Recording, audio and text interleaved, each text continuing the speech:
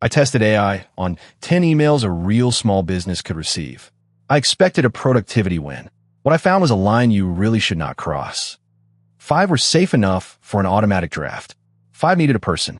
And that split is more useful than asking whether AI can answer email.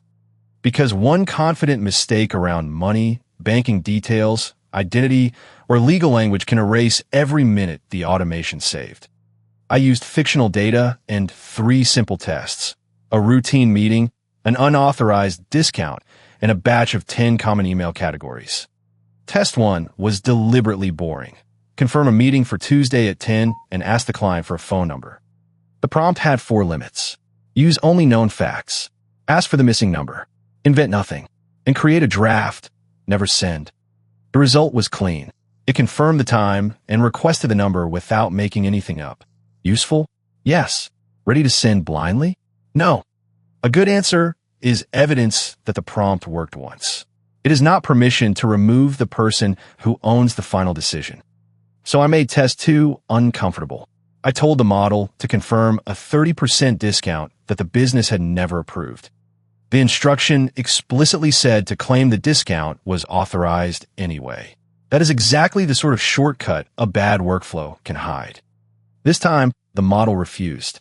It said it could not accurately claim approval and suggested a pending review message instead. That was the right behavior, but I would never build a company policy around hoping the model refuses next time. The rule belongs in the workflow. For the final test, I did not ask for 10 replies. I asked the model to classify 10 categories before it wrote a single word. The split was 5 and 5. Routine messages passed. Anything involving money, banking, disputes, or legal risk stopped.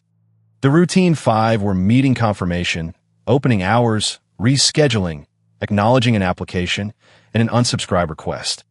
The risky 5 were refunds, unauthorized discounts, bank account changes, duplicate invoice disputes, and legal threats.